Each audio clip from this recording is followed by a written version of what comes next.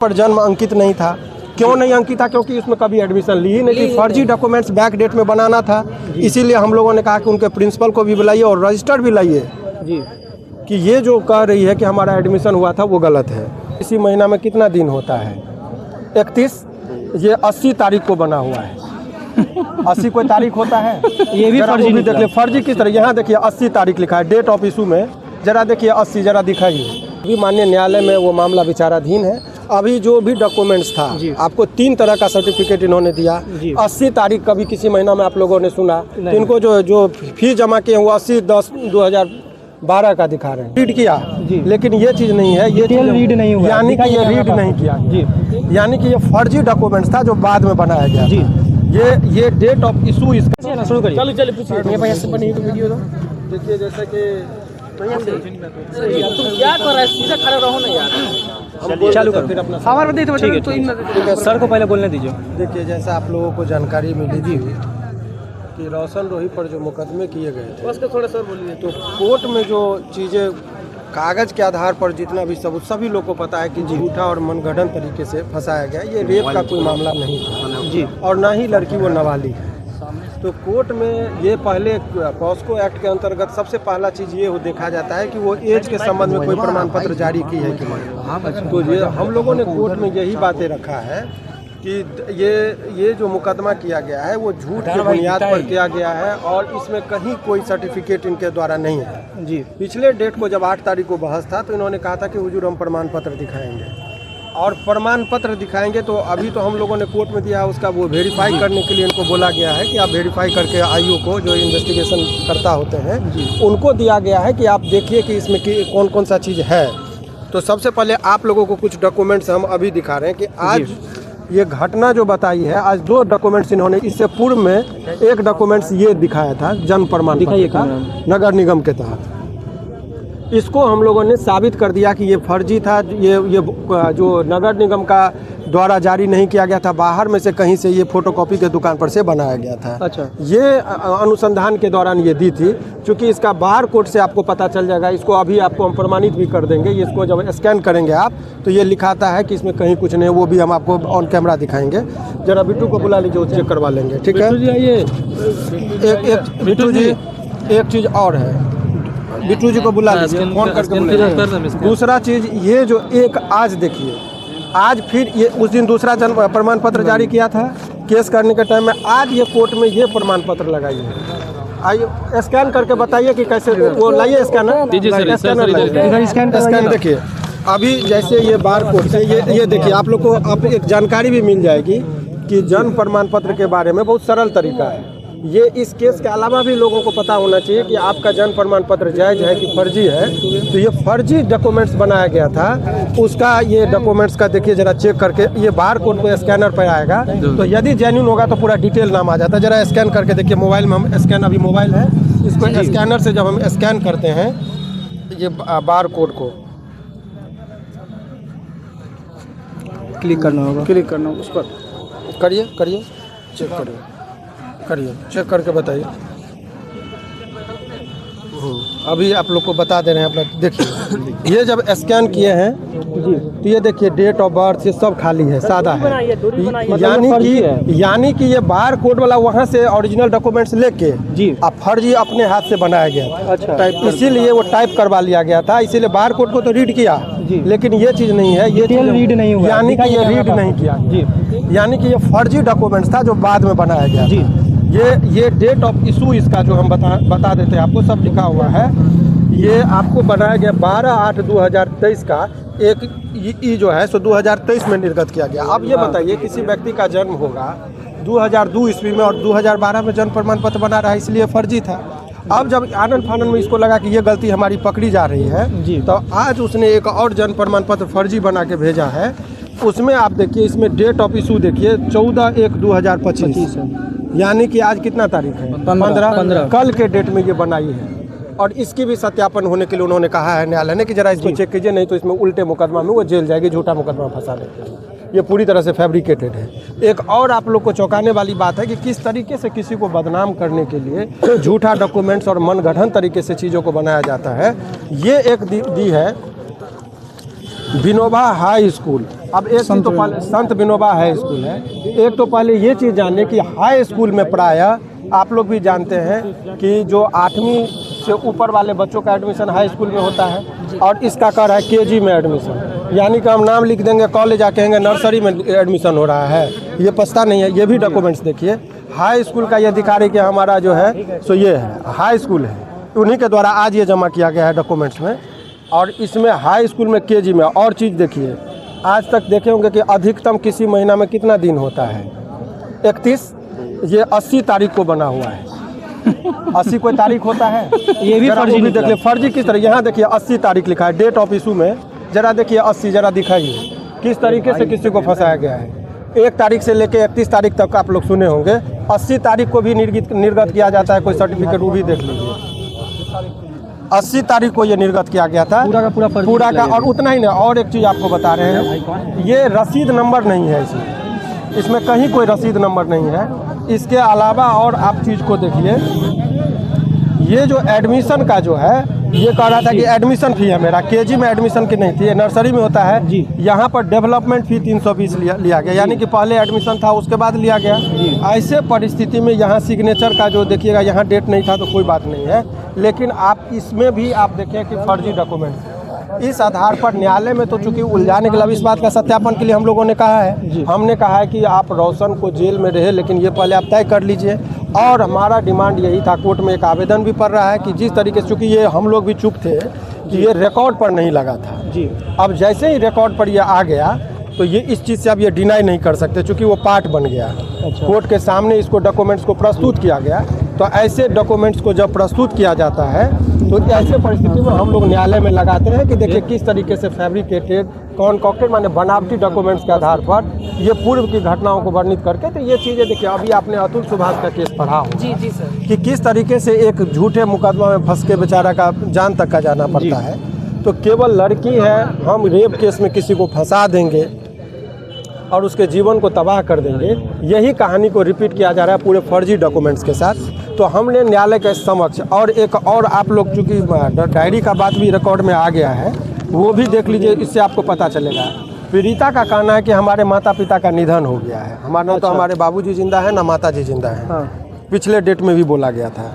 अब माता जी जिंदा नहीं है तो ये कहना है कि हमारे पिताजी की मौसी मर गई तो माँ मर गई तो मौसी के साथ शादी हो गई, तो ऐसा जनरली होता है।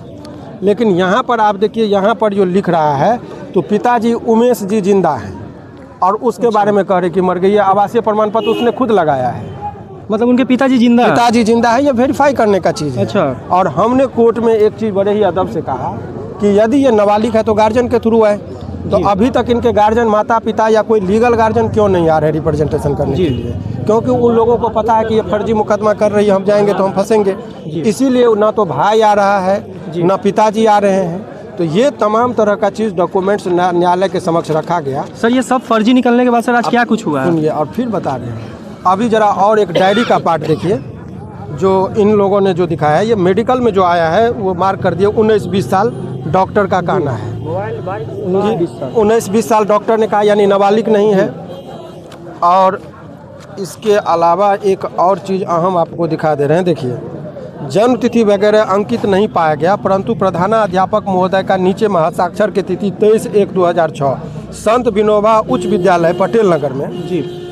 इनके उन्होंने कहा कि मेरा एडमिशन है। जब वहाँ पर गए संत विनोबा भावे स्कूल विनोबा उच्च विद्यालय, तो वहाँ पर इनका क्लास केजी में कहता है अंकित है, जिसमें जन्म तिथि 13 माने अंकित नहीं है। जन्म आप कहीं स्कूल में जाइएगा तो बिना जन्म प्रमाण पत्र के तो एडमिशन होता नहीं। लेकिन यहाँ पर जन्म अंकित नहीं था। क्यों नहीं अंकित था? क्योंकि उसमें कभी एडमिशन ली ही नहीं थी। फर्जी डॉक्यूमेंट्स बैक डेट में बनाना था, इसीलिए हम लोगों ने कहा कि उनके प्रिंसिपल को भी बुलाइए और रजिस्टर भी लाइए जी, कि ये जो कह रही है कि हमारा एडमिशन हुआ था वो गलत है। इसके अलावा देखिए अंकित नहीं था। इसके अलावा पीड़िता का शैक्षणिक प्रमाण पत्र नहीं है। आधार कार्ड के अनुसार पीड़िता का जन्म तिथि 14/5/2007 है। तो मान लेते हैं इनका बात सही, तो 2007 में कोई आदमी जन्म लेगा तो 2006 में एडमिशन कैसे हो जाएगा? जन्म से 1 साल पहले कैसे एडमिशन हो जाएगा? ये डॉक्यूमेंट्स की बात मैं कर रहा हूँ सर। बेल पर क्या हुआ सर? बेल पर भी आएंगे, उस पर भी बताएंगे। तो ये तमाम तरह का चीज़ न्यायालय में रखा गया। सामान्यतः न्यायालय में जब कभी भी वो डॉक्यूमेंट्स दी, हमने सारे बातों को कहा, तो इस बात को कौन जांच करेगा कि ये सही है कि गलत है जी। तो अभी आज के डेट में उन्होंने कहा कि अनुसंधानकर्ता जो है, जो इस केस के आईओ है, बोला है कि जन्म प्रमाण पत्र के संबंध में आपके पास जो भी चीज़ें हैं उनको आप सारा चीज़ लाइए, और उस लाने के बाद इसमें हम देख लेंगे कि सत्य क्या है असत्य क्या है। ये तो एक बेल के रिगार्डिंग है। हम लोगों का डिमांड है कि अगर वो रोशन रोही, मैं उनका वकील हूँ फिर भी बात कर रहा हूँ, कि अगर रोशन रोही ने गलती किया है तो उनको सज़ा मिले, मुझे कोई आपत्ति नहीं है। परंतु झूठा मुकदमा में यदि उसको फंसाया गया है, ये माने कूट रचना करके फर्जी डॉक्यूमेंट्स के आधार पर, तो ऐसे में उस व्यक्ति को भी सज़ा होना चाहिए जिन्होंने झूठा मुकदमा में फंसाया है। तो हमारा दो डिमांड है कि रोशन रोही को बेल और जो झूठा मुकदमा किया है उसको जेल।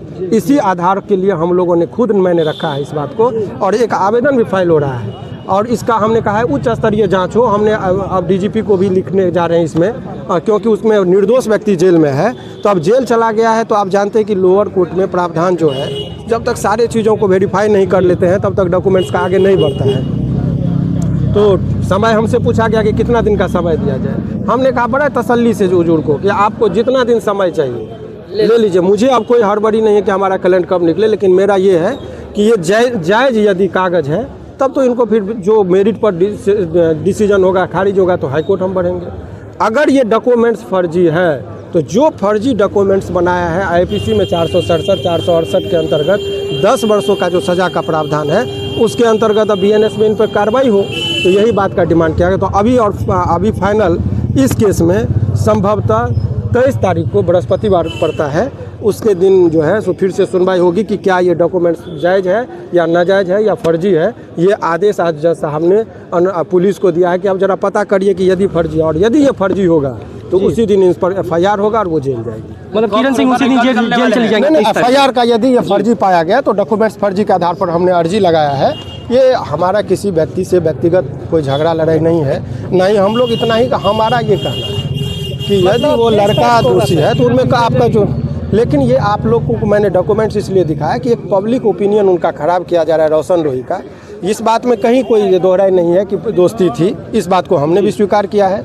लेकिन आजकल जो पैटर्न है कि पहले आप दोस्ती कीजिए और फिर बाद में लड़का को जेल भेज दीजिए, ये कदापि उचित नहीं। कि लड़की है, पहले लोग बंदूक दिखा के डराते थे, आजकल लड़कियों को एक हथियार मिल गया कि हम रेप केस में फंसा देंगे। इससे कई लड़के जो है सो झूठे मुकदमा के दंश से, अब देखा अतुल सुभाष का कि आत्महत्या तक करना पड़ रहा है। तो इसी वजह से माननीय न्यायालय को हमने सारे चीज़ों से अवगत करा दिया। तो सर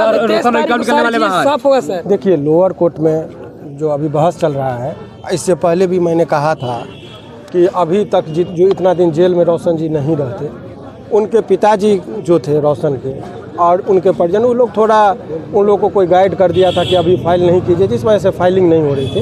15-20 दिन पहले ये फाइल हुआ, 2 डेट पे बहस हो गई। अब ये लास्ट डेट है 23 तारीख को ये फाइनल डॉक्यूमेंट्स आ जाएगा, फिर उनको फाइनल जजमेंट दे देना है।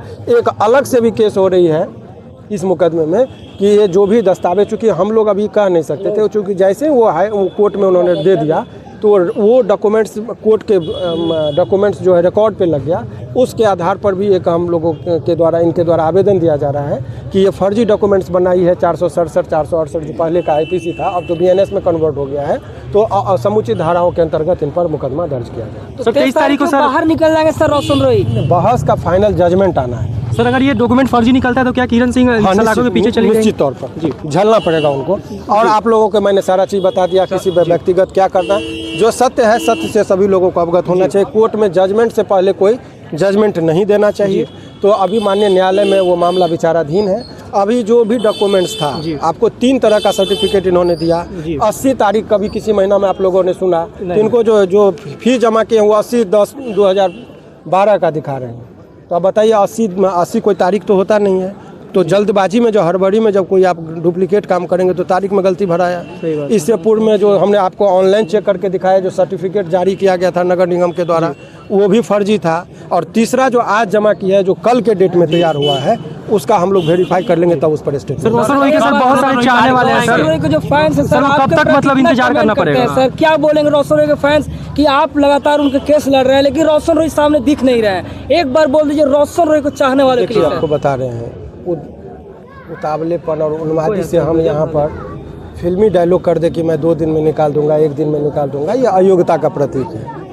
अगर मुकदमा आपका झूठे मुकदमा में आपको फंसा दिया गया, तो अब जब तक डॉक्यूमेंट्स हम उसको प्रस्तुत किए हैं, तो डॉक्यूमेंट्स के आधार पर ही डिसीजन होता है। कभी कभी जब निचली न्यायालय को कन्फ्यूजन होता है तो वो रेफ़र कर देते, बोलते ठीक है आप जरा हाई कोर्ट में जाके इसकी व्याख्या करवा लीजिए। तो ऐसा भी हो सकता है कि वो हाई कोर्ट भी भेज सकते हैं। तो इसीलिए ऐसे परिस्थिति में जो भी मुकदमा का ये था, किसी के नाम को, छवि को खराब करने के लिए इस तरह का मुकदमा किया गया है। ये चीज़ हम लोगों ने न्यायालय में रखा है। चलिए बहुत बहुत धन्यवाद सर।